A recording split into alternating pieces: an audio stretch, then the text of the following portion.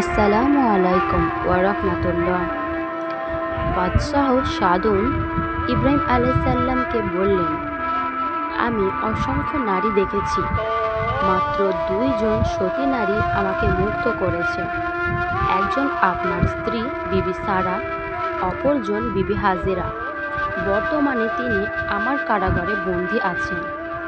তাকে বন্দী রেখে তার মূল্যবান জীবন নষ্ট করা যায় না। এখন আমি কি করি? কার হাতে তার মন পবিত্র নারীকে সোপর্ণ করি? এখন আপনার মহামানবকে পেয়ে আমি এই সমস্যা থেকে মুক্তি পেতে চাই। আপনি এর দায়িত্ব গ্রহণ করুন।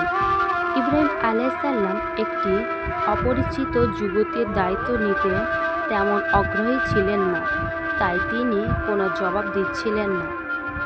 বিবি সারা বলে উঠলেন, হাজিরার দায়িত্ব আমিই নিলাম, তুমি তাকে মুক্ত করে দাও। হাজিরা বিবি সারা ও ইব্রাহিম আলাইসাল্লাম জেরুজালেমের রওনা হইলেন।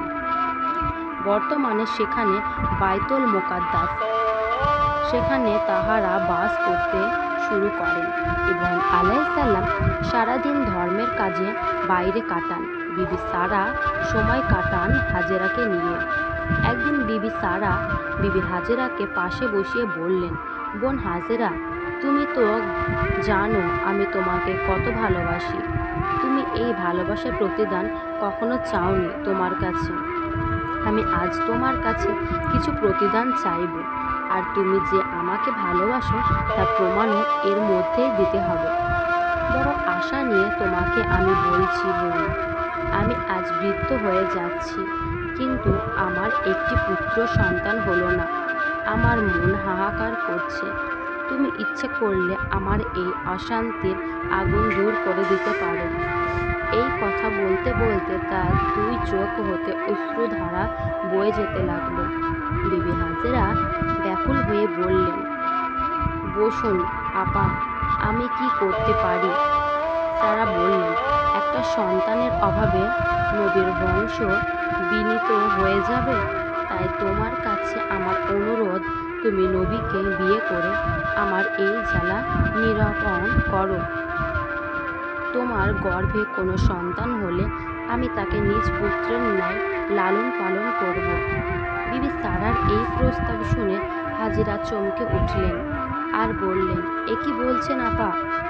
যা আমি কোনো দিন স্বপ্নেও ভাবিনি। কেন এই প্রস্তাবটা দিলেন? এটা কি আপনি আমাকে পরীক্ষা করছেন?